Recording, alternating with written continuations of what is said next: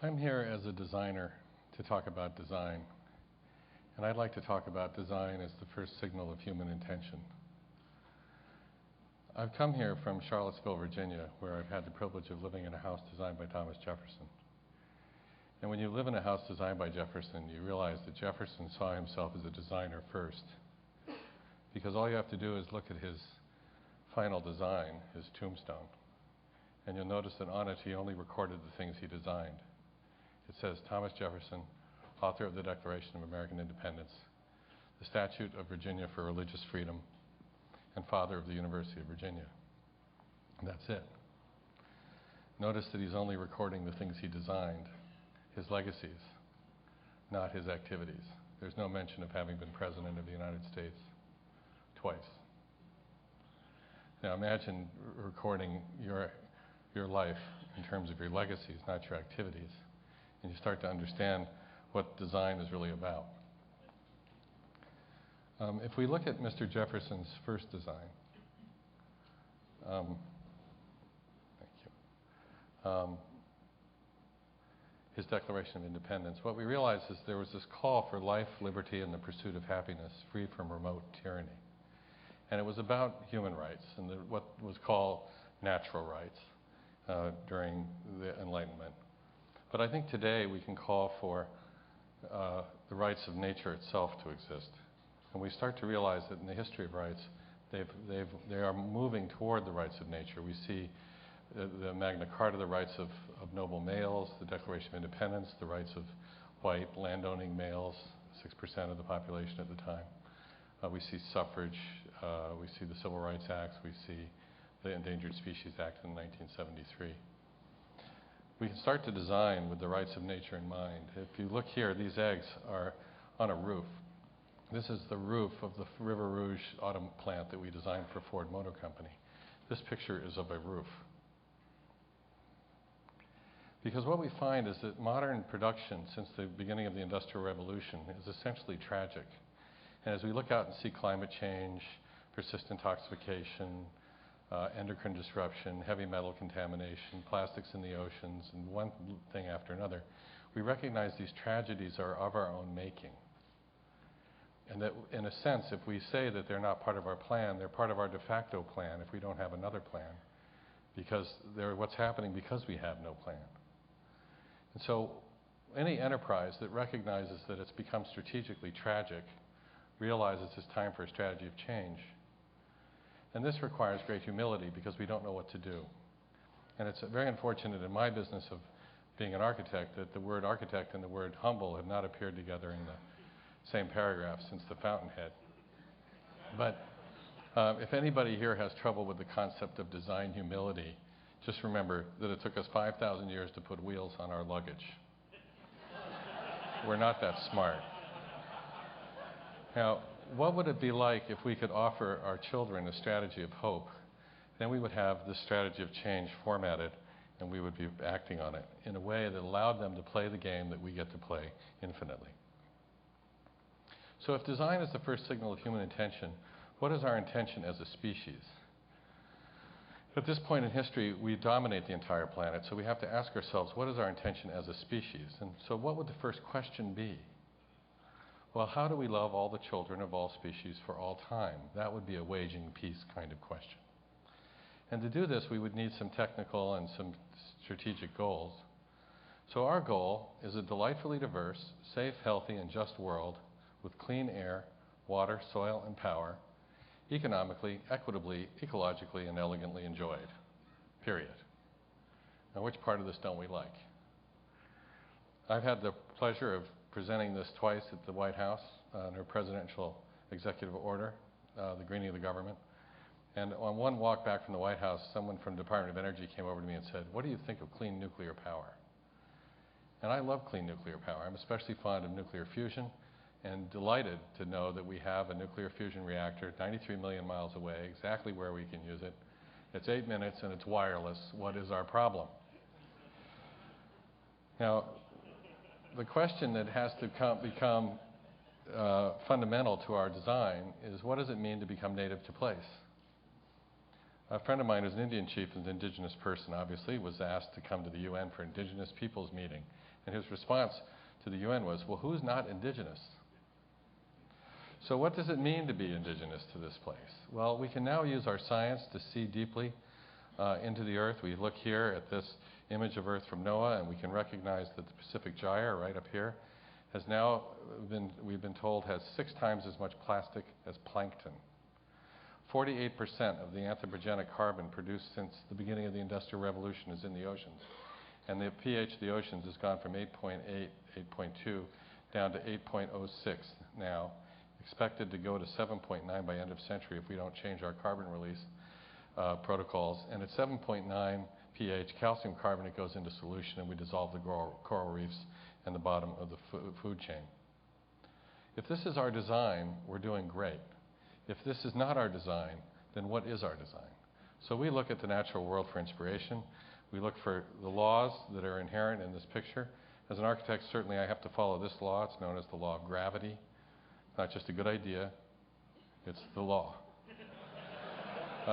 What other laws might there be? And that's why I wrote with a German chemist, Michael Braungart, a book called Cradle to Cradle. It's the world's first plastic trade book. It describes why it's plastic in the first chapter. This book is not a tree. Because if you think of a tree as a design, imagine something that makes oxygen, sequesters carbon, fixes nitrogen, distills water, provides habitat for hundreds of species, accrues solar energy as fuel, makes complex sugars in food, creates microclimates, self-replicates. How many things do you know that humans have made lately that make oxygen? Well, in Cradle to Cradle, we look at the idea that being less bad would not be being good. So if you're being bad, being less bad, it doesn't mean you're being good. You're being bad, just less so. So if we find ourselves going 100 miles an hour towards Canada, but we're supposed to be going to Mexico, it's not going to help us to slow down to 20. We're going the wrong way.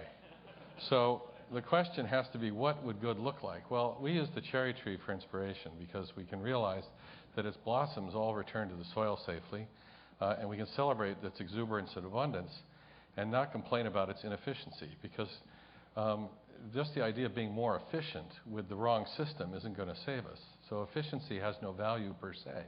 What if you're a Nazi? An efficient Nazi is worse than an inefficient Nazi.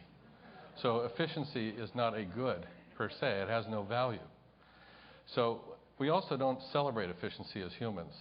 We don't look at this tree in the spring and say, oh my goodness, how many blossoms does it take? Right? You don't look at Mozart and say, how many notes does it take? You could have hit the piano with a 2x4, got them all at once. Very efficient, but would we be delighted by it? So in order to move forward, we need to do what Peter Drucker pointed out, is take the executive position of effectiveness first, efficiency second. He pointed out it's a manager's job to be efficient, but it's an executive's job to be effective. It's a manager's job to do something the right way, and executives to do the right thing. So we'll find that if just being efficient won't be sufficient to our task, because if we're more efficient with our use of the wrong things, we can get to a certain point, but it won't take us to an optimized sustainability perspective. And we'll need to have another agenda which involves R&D and new thinking and new creativity on the part of our species in order to achieve it. And this we could characterize at this point in our history as leadership. And in that context, growth would be good. How many environmentalists do you know go around talking about growth being good? Well, if we had good growth, then we would follow the laws of nature. And as we look at our science, and I'm obviously not a scientist, I work in the arts, we could look at equals mc squared and realize that c is a very big number, 186,000 miles per second. Square it, it's almost infinite. Therefore, if m is in any way a positive, then E is almost infinite. That's why Hiroshima disappeared. But if we look at this from a design perspective and a poetic perspective, what we realize is that energy is the sun and physics. And the kinetic energy is transformed into photons, becomes to the earth, where it strikes chemistry. And all of a sudden, things start to happen. So physics meets chemistry, and what do we get? We get biology, we get us, and growth is good. So from a design perspective, the earth is meant to be photosynthetic. It's meant to be accruing biota.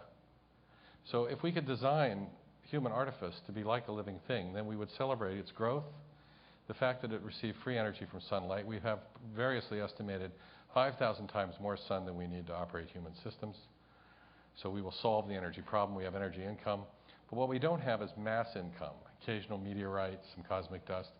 If we toxify the Earth by taking all the chromium out of South Africa and putting it in little holes in the ground, people will wonder in future generations, what happened to all the chromium? You used it to toxify us, and we can't use it to achieve human purposes anymore. So we need an open metabolism of chemicals operating for the benefit of the organism and its reproduction. Then the question is no longer growth or no growth, but what do we want to grow? And we can choose what we want to grow. Instead of having this de facto plan that sees tragedies in the making, we can actually achieve prosperity, health, security, community, peace, culture. And imagine, as Mencius once did, that if all the granaries are full, there is no war. So nature's design principles: waste equals food, use current solar income, and celebrate diversity. And nature does not know waste. One thing's waste becomes another thing's food. It works from current solar income, and we celebrate its diversity, not bemoan it. Well, if this is the case, if we have metabolisms that need to be an open system of chemicals operating for the benefit of the organisms, then we have two fundamental metabolisms: the biological metabolism and the technical metabolism. The biological metabolism would be inhabited by biological nutrients, and we're familiar with this from third grade life cycle discussions of plants and animals going in cycles. And we need to design things that can go back into those cycles to restore our soils safely. We need to restore soils desperately. Just look at what's going on in China today. Look at what goes on in the United States every year. The loss of soil is tremendous. On the other hand, we have technical nutrition, things like this computer, microphone, the carpet, and so on. And we see these as technical nutrients. So when we look at a carpet, for example, we see it as something that wants to go back to the carpet industry when you finish with it, instead of something that is used in the short term and then thrown into a landfill or lost to human utility. So we work with what we call products of service technical nutrition. And in order to do this, we're going to have to get down to the nitty-gritty, and that means we have to develop criteria for human ecological health. For human health, we have priority criteria of no more cancer, no more disruption of endocrine systems, genetic mutations, reproductive toxicities, or birth defects, and additional criteria around sensitizations and immune system disruptions.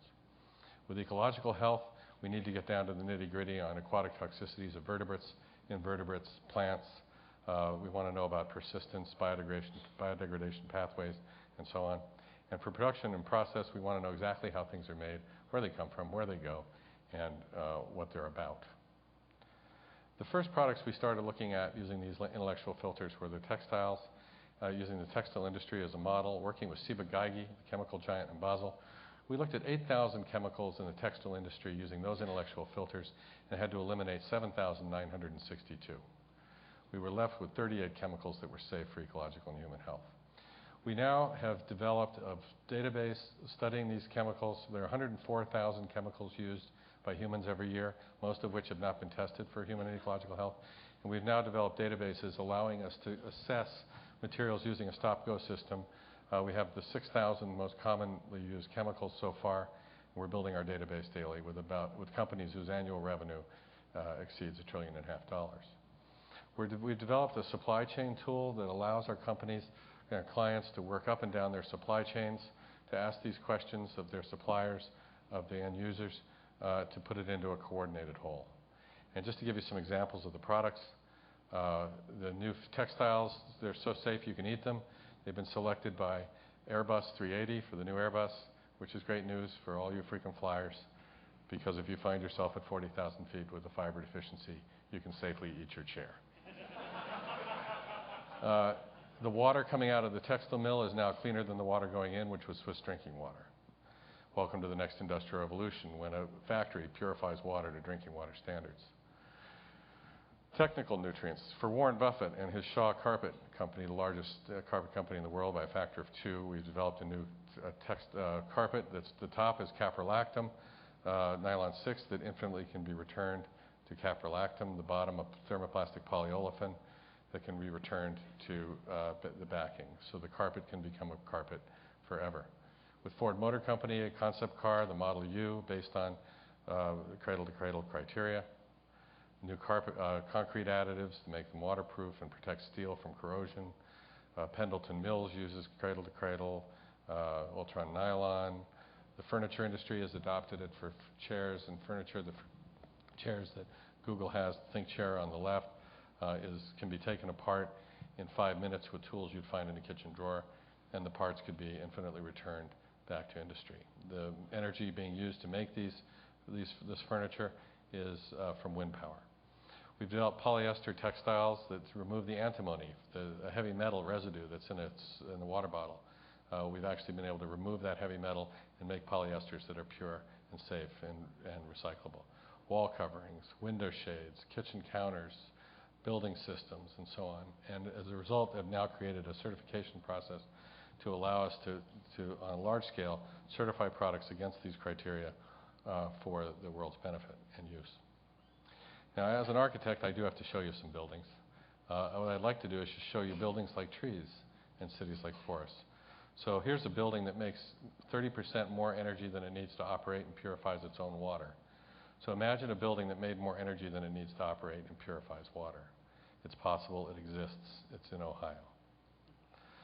For the Gap Corporation, we did their corporate campus here in San Bruno, and we got permission from the federal government to collect native seeds to replace the ancient grasslands that were in this place. This is a roof. How many buildings you know made oxygen lately? This is the interior. It uses the cool air of the nighttime to pre-cool the building all night, so we get the cooling for free. But the value proposition for the senior executives really comes down to people. If we can protect 1 day of absenteeism of someone working there, it pays for the green benefit for that person. If we have 5 minutes a day more productivity, we pay for these green benefits. 20 minutes a day, it pays for the whole building. Google has taken this kind of effective approach in its campus here in Mountain View with solar energy. They have a 1.65 megawatt solar array on top of the buildings that you've been wandering around in. A very effective recruitment and retention strategy in an atmosphere like Silicon Valley. For Herman Miller, a new factory that's restoring the forest lands around it, built for $49 a square foot. The people who work there, the office workers and the factory workers, come together on a common street, and we found that the productivity in the building has doubled. They've gone from making $250 million worth of furniture to 350, same people. For Ford Motor Company, a new auto plant with the world's largest green roof. This is a roof.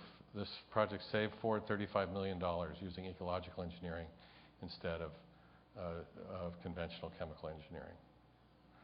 A new headquarters for Nike in Europe, geothermally heated and cooled, protects and preserves rainwater. Office buildings and a hotel in Barcelona. A new museum in the UK. New distribution centers for large-scale retail operations using green roofs, daylighting, and solar collectors. New airport, solar-powered. Office building, museum, office building in Colorado. Apartments in Chapel Hill, a building for Fortune magazine, a concept piece for a centerfold there, a new town in Virginia, a new city in China, and finally, why China? China will house 400 million people in the next 12 years. They have made brick illegal in 174 jurisdictions because they'll lose all their soil and burn all their coal. So we're looking at a statement by the President of China asking for an optimization of the economic structure around following the laws of the natural world. This was a statement made by Hu Jintao to President Bush in Santiago de Chile 2 years ago. So to conclude, I'll show you a city we've been working on in the south of China. It's a city of 1 million people that's expanding. This is the site they gave us. This is our proposal. Here's our site. There's the, if you missed that, I'll show it again. Our proposal, conceptually, our master plan has been adopted and is being executed, but the conceptual plan that we also delivered along with it was a waste equals food city where the fertilizer factories are the sewage treatment plants. They produce methane gas for cooking, 20% of the city's cooking. The city is powered by solar energy, and this is all highly conceptual, as you can see. I think the most dramatic conceptual shift, though, was that we proposed that the soils be lifted to the rooftops, like Paris with farms on the roof. The Premier of China has said that if China continues its current urbanization at the current rates, they will lose 25% of their soil and farmland by the year 2025. So what is our intention as a species? How do we love all the children of all species for all time? And our goal is a delightfully diverse, safe, healthy, and just world with clean air, water, soil, and power, economically, equitably, ecologically, and elegantly enjoyed. Period. Thank you very much.